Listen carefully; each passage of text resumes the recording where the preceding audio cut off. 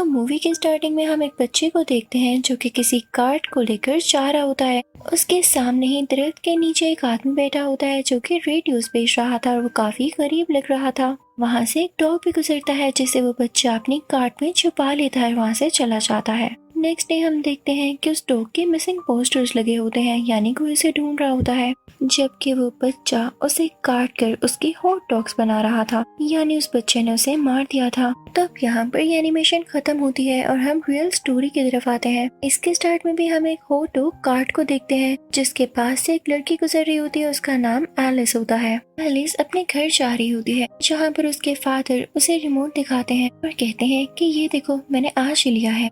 ये remote universal है और हर टीवी को चला सकता है, और सिर्फ टीवी नहीं, दुनिया की हर चीज। तुम्हें यकीन नहीं आ रहा तो मैं प्रैक्टिकल करके दिखा देता हूँ। और जैसे उसके डैड वो बटन दबाते हैं तो एलिस की पूरी फैमिली चेंज हो जाती है। उसकी फैमिली में कोई भी पहले जैसा नहीं रहा था।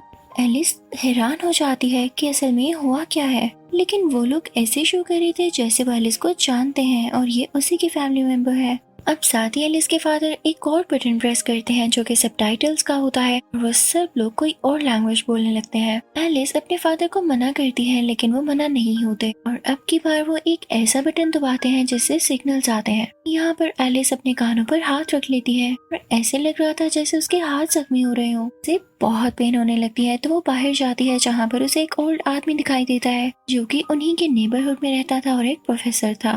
एलिस उनको बुलाती है लेकिन उसकी बात ही नहीं सुनता, क्योंकि ना तो वो एलिस को सुन पा रहा था और ना ही देख पा रहा था। एलिस की बॉडी पर काफी ज्यादा बम्स हो जाते हैं और पूरी की पूरी रेड होने लगती है। वो उस बूढ़े आदमी के घर जाती है जहाँ पर हमें उसी फोटो कार्ड का इश्तिहार यानी एड दिखाया जाता है। एलिस वहाँ किसी को कॉल करती है। जिस जगह वो कॉल कर रही होती है वो पुलिस स्टेशन था, लेकिन पुलिस को भी एलिस की कोई आवाज नहीं आती।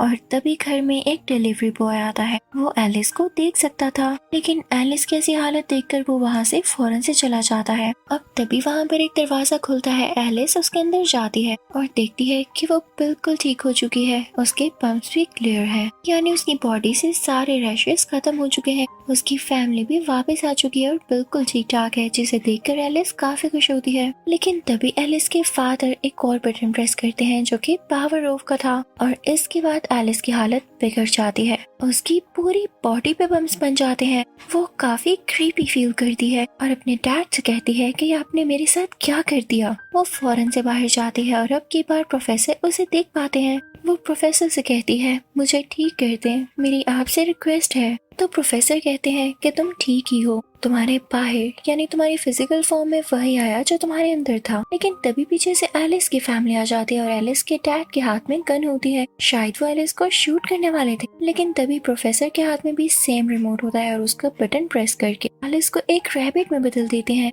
और उसकी फैमिली को बताते हैं कि ये मेरा पेट रैबिट है और इसका नाम एलिस है। तो यहाँ पर एलिस की फैमिली पूरी तरह से भूल जाती है कि उनकी कोई बेटी भी थी या ये बाहर क्या करने आए थे। तो उस प्रोफेसर से कहते हैं कि हाँ, बहुत अच्छा नाम है। और अब हम देखते हैं कि एलिस जो कि एक पेट रैबिट है वो हमेशा इस प्रोफेसर के पास रहेगी। और इसी के साथ ये स्टोरी यहाँ पर एक ब्रेक लेती है, क्योंकि अब स्टार्ट होती है इस मूवी में सेकंड स्टोरी। यहाँ पर हम एक सिक्योरिटी गार्ड को देखते हैं जो कि उसी हॉट डॉग कार्ट के पास जाता है। के बाद सीधा ही अपने अपार्टमेंट जाता है जहाँ पर ये रेंट पर रहा करता था। यानी इसकी फाइनेंशियल कंडीशन इतनी खास नहीं थी। इसके पीछे पीछे एक लड़की आती है और ये दोनों एक दूसरे को पसंद करते थे, लेकिन इसका कोई फायदा नहीं था क्योंकि ये लड़की इस अपार्टमेंट के ओनर के बहुत क्लोज थी और रिच भी थी। अब ये लड़का अपने घर में आके रेडियो ऑन करता है लेकिन वो स्टार्ट ही नहीं होता। यहाँ पर भी हम उसी हॉट डॉग का एड देखते हैं। अब ये एक बूढ़े आदमी के पास जाता है जिसके पास काफी मिस्टीरियस चीजें होती हैं और उनमें से एक ये यूनिवर्सल रिमोट भी था। अब ये सिक्योरिटी गार्ड यानी ये आदमी वहाँ से भी एक रेडियो लाता है, लेकिन जैसे ही घर आकर उसे चलाता है तो कुछ मिनट्स में वो भी खराब हो जाता है। तो अब ये आदमी डिसहार्ट होकर वहाँ से चला जाता है, लेकिन तभी ही इसे किसी लड़की की आवाज आती है। तो ये नोट करता है कि ये आवाज तो रेडियो में से आ रही है। और सिर्फ आवाज ही नहीं, ये लड़की प्रॉपर उससे बातचीत कर रही होती है, जैसे ये रोबोट नहीं, इसके अंदर कोई लिविंग लड़की है जो कि इससे बात करना चाहती है। अब यहाँ पर ये आदमी भी इससे बात करने लगता है और कुछ ही दिन में इनकी दोस्ती हो जाती है।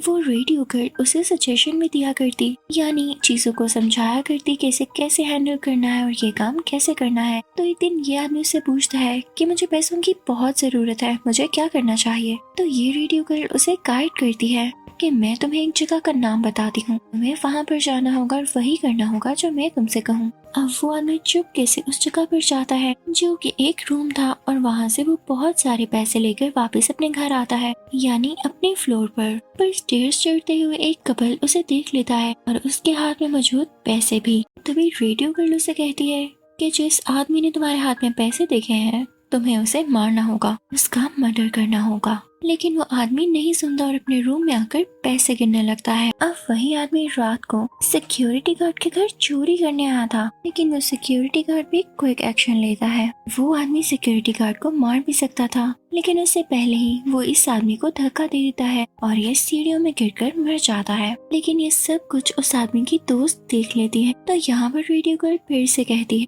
कि इस लड़की को भी मार दो। तो वही सिक्योरिटी गार्ड उस लड़की को भी किडनैप कर लेता है और उसके मुंह पर टेप लगा देता है।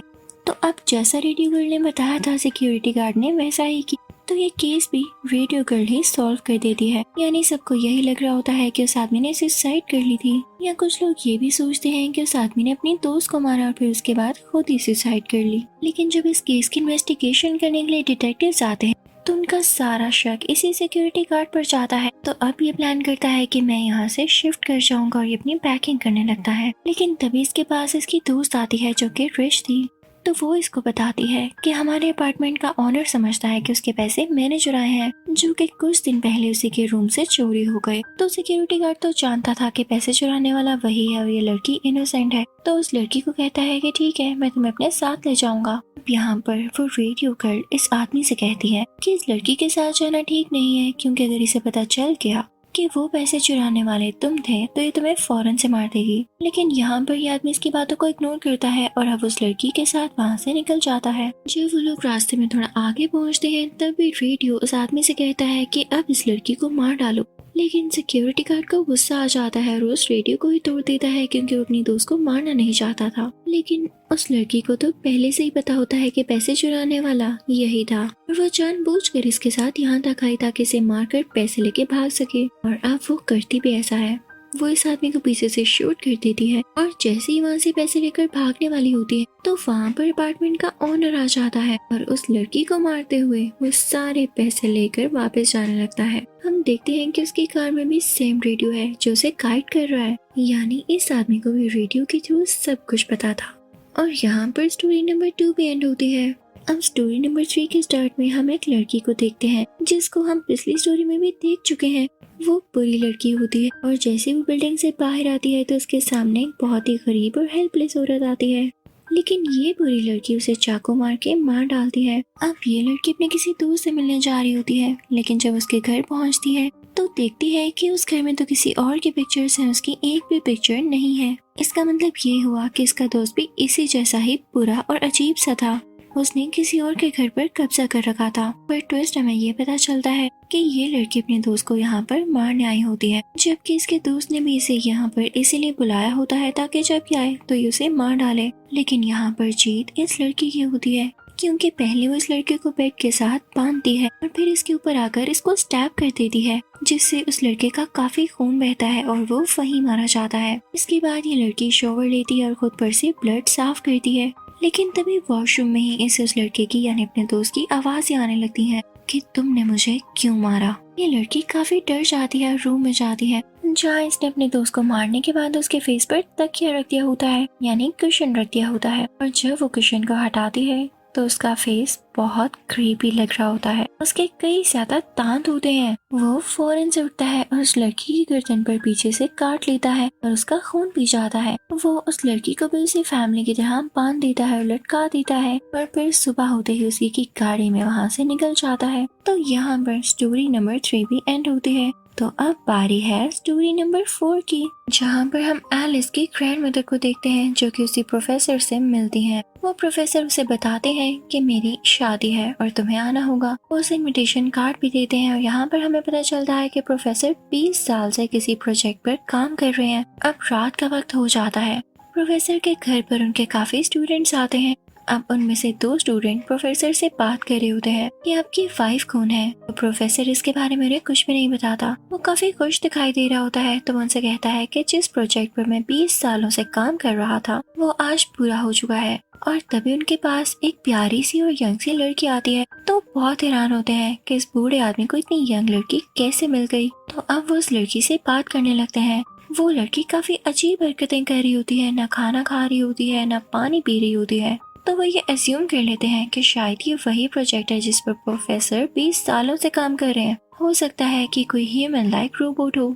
अब क्योंकि प्रोफेसर तो बाहर किसी काम से गए थे, तो ये दोनों सोचते हैं कि प्रोफेसर ने हमारे साथ बहुत बुरा किया है, हमें काफी स्ट्रिक्ट तरीके से पढ़ाया और इनकी आदत थी कि हमसे प्रैंक्स करते थे, तो क्यों ना आज इनके साथ प्रैंक किया जाए। वो दोनों कहते हैं कि हम इस रोबोट को ऑफ कर देंगे। प्रोफेसर से कहेंगे कि आपकी वाइफ की डेथ हो गई है। अब वो उसकी बॉडी में उस बटन को ढूंढते हैं लेकिन उन्हें नहीं मिलता। तो वो उसकी बॉडी को 2 हिस्सों में अलहदा कर देते हैं कि कहीं से तो बटन मिले, और साथ ही साथ हंस रहे होते हैं कि देखो प्रोफेसर ने वाकई 20 सालों में काफी मेहनत की है। बिल्कुल असली इंसानों जैसी बॉडी लग रही है इसकी, और इंसानों जैसा ही खून निकल रहा है। लेकिन इनको क्या पता था कि ये लड़की रोबोट नहीं बल्कि इंसान ही थी, और ये लोग अब मर्डर कर चुके थे। जब इन्हें पता चलता है तो ये दोनों बहुत ज्यादा पैनिक हो जाते हैं और उसकी बॉडी पार्ट्स को छुपाने लगते हैं कि कहीं प्रोफेसर ना आ जाए। और इसके बाद ये दोनों यहाँ से भाग जाते हैं। लेकिन जब प्रोफेसर वहाँ आते हैं तो उन्हें पता चल जाता है कि उस लड़की को किसी ने मार दिया है। तो वो हैरान होने के सिवा और कुछ नहीं कर पाते, और यहाँ पर स्टोरी नंबर 4 का भी एंड होता है। तो स्टोरी नंबर 5 के स्टार्ट में हम एक ऐसे डॉक्टर को देखते हैं जो कि काफी अजीब और जालिम था। उसे बहुत नोटिस आए कि अपने जुल्म कम कर दो, लेकिन उसने नहीं सुनी। तो अब उसे कोर्ट कहती है कि पूरे 30 दिन तक तुम किसी से फीस नहीं ले सकते हो, ना कुछ अर्न कर सकते हो, और ये तुम्हारी सजा है कि तुम्हें क्लिनिक पर फ्री सर्विस देनी होगी। तो वो गुस्से में वहाँ से जा रहा होता है और उसी हॉट डॉग कार्ट से अपना हॉट डॉग लेता है। इससे पहले कि वो उसे खाना शुरू करता वो नीचे गिर जाता है। तो तभी उसे एक गरीब आदमी दिखता है जिसे वो अपना हॉट डॉग दे देता है। वो आदमी बेचारा बहुत खुश होता है, लेकिन जैसे ही वो फर्स्ट बाइट लेता है तो उसके गले में कुछ स्टक हो जाता है और वो वहीं पर मर जाता है। डॉक्टर ये देख रहा होता है लेकिन उसे कोई फर्क नहीं पड़ता। उसके दिल में जरा भी रहम यानी मर्सी थी ही नहीं। अब उसके बाद वो क्लिनिक पर आ जाता है जहाँ पर तरह तरह के पेशेंट्स को देखकर वो उनका मजाक बनाने लगता है। लेकिन अब जब डॉक्टर अपने क्लिनिक से बाहर निकल रहा होता है तो उसे वही मरा हुआ आदमी दिखाया जाता है। शायद इसने उसका विजन देखा हो। आगे जाकर उसे वो बूढ़ा आदमी भी दिखाया जाता है जिसके पास हमने बुक, रेडियो और ऐसी चीजें देखी थी। उसके पास वही प्रोफेसर आता है जिसे पिछली स्टोरी में टॉर्चर किया गया था और उसकी बीवी को मार दिया गया था। प्रोफेसर इसी बूढ़े आदमी के पास से एक बुक लेने आए होते हैं जिससे वो अपनी बीवी को जिंदा कर सके।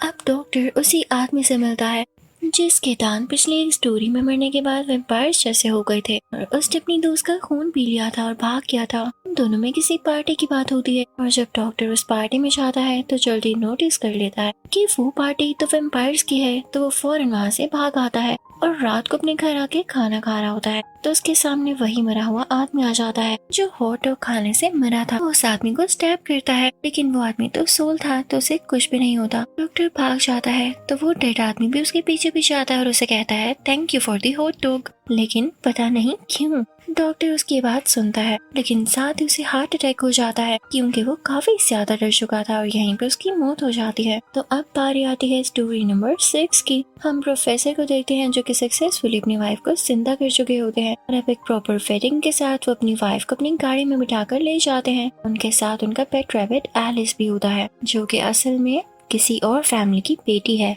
एलिस की मदर जो कि वहाँ पर होती है उसे भी यही लगता है क्योंकि एक माँ कभी भी अपनी बेटी को कैसे भूल सकती है। वो बार बार अपनी फैमिली से कहती थी कि मेरी एलिस नाम की एक बेटी है, तो उसकी फैमिली उससे कहती थी कि आपका माइंड ठीक नहीं रहा। और वहीं पर हमें हॉट डॉग कार्ट वाला आदमी दिखाया जाता है। शुरू में तो हमें नॉर्मल इंसान लगता है लेकिन असल में वो कोई और क्रिएचर होता है जो कि काफी ज्यादा क्रीपी था और उसी की वजह से सारे क्रीप शो या क्रीप सीन्स हो रहे थे। यानी जिसने इससे वो हॉट डॉग लेकर खाया उसी के साथ बुरा हुआ। और यहीं पर ये मूवी एंड होती है। Thank you for watching.